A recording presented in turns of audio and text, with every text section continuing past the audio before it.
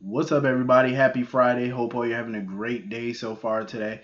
Getting into this episode of GH. Listen, I was all for Chase possibly getting revenge on Michael and Willow, possibly for their lies and their games. But he's become quite tedious in this whole thing so far because it's become very tedious. Like the little cat and mouse game that him and Willow keep playing with each other. Like they keep having these little vague conversations where Chase keep dropping little hints, little innuendos. Like when she said that he got a big heart, he was like, "Oh, is that why you love me?" Then when Michael got the phone call or the text from Carly telling him to meet her at the house or whatever for some important information, he was asking Willow, "Oh, you're not gonna go with him? Like, aren't you gonna go?" Like, Chase, at this point, you might as well just tell that girl what's going on, that you can walk and that you know about her and Michael. Because you can see it all over her face that she wants to tell Chase. Like, she's ready to just admit everything. And I'm glad that Willow did go to Michael and let him know, like, yeah, it's time to fucking tell the truth. Like, yeah, I should have been did that. But, better late than never, I suppose. Um, because I think they should at this point in time. Like this little cat and mouse game that they keep playing. Like they walked in the living room, Willow and Michael walked in all giggly, and Chase was like, "Oh, don't stop on my account." That's some shit I would have said though. I ain't even gonna lie to you.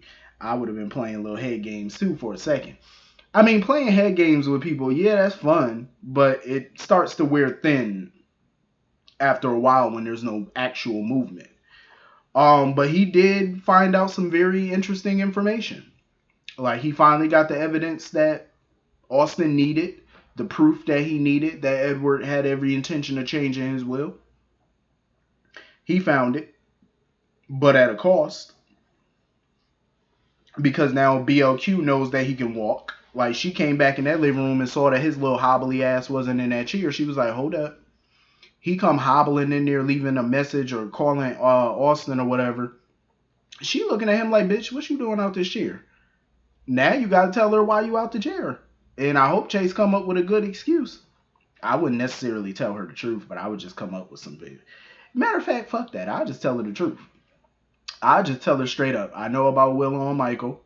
I was playing head games with their ass, hoping that they'd just come to me themselves and tell me the truth. But since they want to act like little witches and not tell me, I'm gonna play with their ass. That's what I would have said. That's exactly what I would have said. Fuck all that. Um. So anyway, moving on from that. Listen, Anna better do something because she got two suitors on her hand because Kentucky Fried Martin, he tried to get up in them little English draws of hers. Like he was sitting there flirting with that woman. And she peeped it. See, Anna know game when she hear game. And Martin was definitely flirting with her. She was like, are you flirting with me? Yeah, that's what he's doing. He's trying to get some of that. He's trying to get some of your little English muffin. That's what he's trying to do. And some of your little tea out of your little honey pot. That's what he's trying to get. Um, and Valentin sitting over there watching this shit, and Valentin like, bitch, let me go over here. Valentin said, nope, let me go over here and cut this shit out.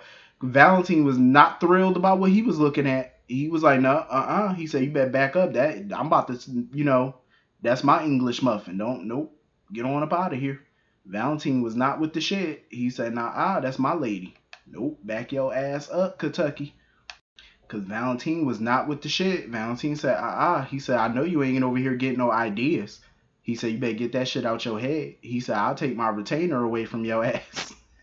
And Martin wasn't about to lose his money. He said, all right. He said, I agree. Because Valentin made sure he got the hint. He was like, nope, back your ass up. He said, nope, that's my lady. Back it up, back it up, back it up. So anyway, moving on from that. Laura is better than me because let me tell you something. I understand her letting Spencer stay with her, and I agree with that. That's her grandson. But that little girl, Esme, however you pronounce her little name, I wouldn't be letting that devil stay with me. That's the demon up in that house. I wouldn't be letting her crazy ass live up in my house. Well, not live, but I wouldn't be putting her up for the night. If I was Laura, I would have got on that phone before I went home. I would have tried to find out who her people are. Like, I would have asked her, what's your mama name? What's her number? What's your daddy name? What's his number? Like, what's your people number? They need to come get you. They need to come collect you. You know what I'm saying? Come collect her. That's your child, whoever you are. Come get your daughter.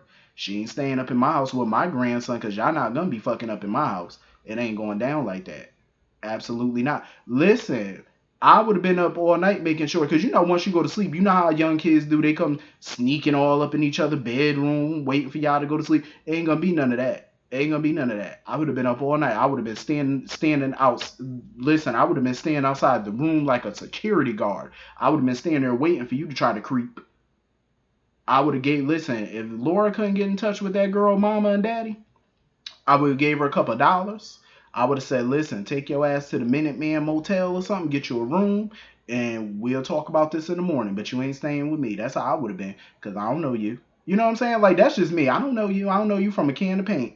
You are not staying with me. I'm sorry, but no. Hell to the no. It ain't going down like that. Nope. And you know, they come downstairs and she done, you know, her and Spencer done made them some breakfast and whatnot. I wouldn't have ate that. I wouldn't have ate that. Yeah, it looks scrumptious. I'm not gonna lie. The breakfast looked good, but I don't trust her. She could have put some roofie or whatever up in there. I don't know that girl. She gives me like a very psycho vibe. Like, she's very weird. Like, she is. She's very weird. Sitting there talking about, oh, I Googled this, I did that. Girl, go your little weird ass somewhere. I don't trust you. I don't trust you. I don't know your people. I don't know you. Go on. Because, you know, Spencer's sitting there talking about he got to find a place for her to stay. Laura jumped up so quick. Laura was like, she was like, I hope you ain't thinking about the two of y'all moving in together and living together, because she said that ain't happening. Not on my watch. And little Spencer said, nah, nothing like that. I said, you better get that thought out your head. If you even dream about y'all living together, you better wake up and apologize. It ain't going down. Not over here. You know, so Spencer's sitting there talking about something. He not speaking to his father. He done with Nicholas or whatever. And Laura, she brought up a very good question. So you done with your daddy. So what you gonna do for money? Because your daddy controlled the money. So what you gonna do? How you gonna live? Because Laura was asking valid questions. Because at the end of the day, you grown now. So you are of age. And I'm not about to come out of pocket for your ass. So what you gonna do? She looking at him like, you know, you welcome to stay here rent free. You know, but as far as clothing and, you know, all that stuff, you know, cell phone bill, all that stuff, you gonna have to come up with some money, homie. Because I wouldn't be paying that shit. Eventually, you're gonna have to come to some type of detente with your father. Because I wouldn't be coming out of pocket. Times is tough. Just because she the mayor don't mean shit.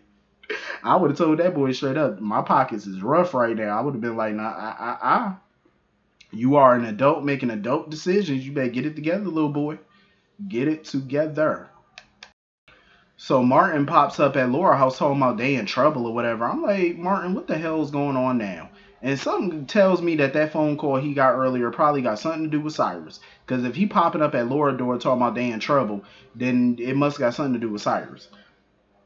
So anyway, Trina pops up at Kelly's or whatever looking for Jocelyn and whatnot. And, you know, she was telling Cameron about, you know, Spencer's new girlfriend and whatnot. And she was like, you know, I'm not mad about it. Talking about she not upset. Something tell me Trina just trying to put up a brave front. I think inside she's upset because she was starting to like him and, you know, they was getting close. I think she's definitely lying. She's upset. But I respect the fact that because that's a philosophy I live with. Never let them see you sweat. And that's one thing Trina's not doing. She not letting Esme, Spencer, or anybody else see her sweat. And I love that. She's putting up a damn good front. I like that. So anyway, of course, Esme pops up and stuff like that, and Jocelyn comes in and she gets introduced to Esme.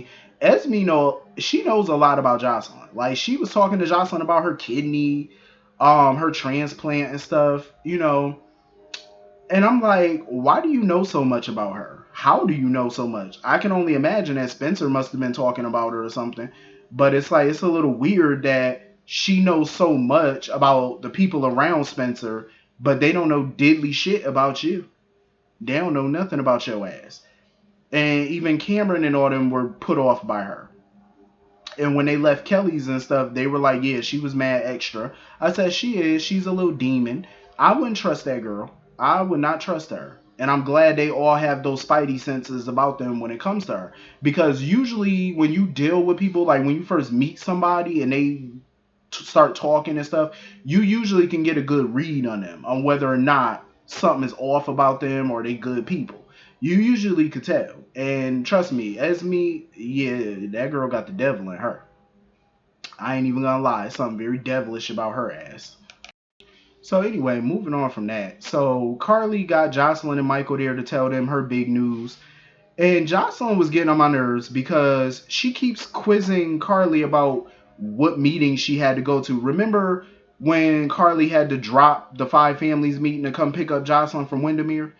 And remember that night Jocelyn asked her what she had to do. And, she was evasive about it or whatever. But now here we are the next day, and Jocelyn's still asking her, "Oh, what meeting did you have last night? What did you have to do?" Jocelyn, mind your business. Like, why are you questioning her? She's the adult. You're technically the child, even though you're an adult too. But still, this ain't 21 questions. Mind your business. So she starts telling them about her and Jason setting a wedding date and stuff. Jocelyn, she all happy about the shit. You're the only one, Jocelyn. You're the only one that's happy. The rest of us are. Ugh. I'm about to throw up now. Yeah, that's how I feel about this wedding. So fucking Michael is sitting here asking her, "Oh, what's the rush and all that?" Michael, what the hell are you talking about? What's the rush? Usually, when people get engaged, you start planning the wedding. So what are you talking about? What's the rush? And you already know that they're getting married for business purposes. So that's why they need to get married now. You know what I mean? Duh. Why are you asking such slow questions? Like, I mean, I know some people say, "Oh, there's no dumb question." Yeah, there are. Teachers just tell you that to make you feel better because there are. Trust me. So of course, Michael, starts being evasive with Carly when she starts getting in his business about him and Willow and what's going on with that. I like how Michael keeps personal things away from Carly. I think he started doing that. I like that he does it more than he used to. Like before, he would just open his mouth and tell her shit. I like how he keeps her at arm's length when it comes to his business. That's smart. You know what I'm saying? Like, just shut up sometime. Like, you don't need to tell your mama everything. So anyway, over at the TNO, it's sad. They just had the funeral for Lenny. And apparently Lenny had a big turnout. Like, a lot of people came to pay their respects to him. I feel bad that Lenny's gone. Like, I really do. I was hoping that wouldn't have happened. Um, so of course Sonny starts having a flash of basically Carly in a wedding dress, like with a wedding bouquet and all that shit.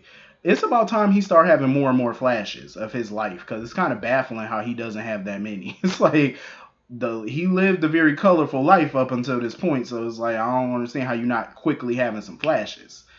Um, so of course, surprise, surprise, fucking, I think that was fucking Maxie showed up in Nixon Falls, and I'm like, I know Maxie ass ain't up in no Nixon Falls. Like, what the hell you doing up in here? I thought she was down in Texas. Um, and whatnot. That's what I thought. It's interesting with Maxie being in Nixon Falls. It's gonna be very interesting. Nina was shocked as shit. Nina needs to understand something. She wants it both ways. It's like you are trying your hardest to separate your Nixon Falls life from your Port Charles life. That's only gonna last you but so long, and we're clearly seeing that. First, you had Jax popping up, then you had fucking Jocelyn and Trina popping up, and now you got fucking Maxie popping up. How do you think you're gonna separate the two for too long? You can't. At some point, both your worlds are gonna do just like that. They're gonna do that. That's what's gonna happen. So she better enjoy Mike while you can, because sooner or later it's gonna be bye bye. And when Carly see you, it's gonna be smack smack. That's what it's gonna be for your ass. So it's like, enjoy it while you can. You might want to, get Mike to sleep with you, so you might can pop out a little Corinthos child to protect your ass. I'm just saying. But either way, your ass is grass, and Carly is about to be the lawnmower on your ass. So get it together, Nina, because your time is coming to an end with this. I can't wait. I really hope it's fireworks when this is all said and done. I want to see explosives. I want to see an explosion erupt. I want to see some bitch smacking. I want to see some name calling. I want to see it, damn it.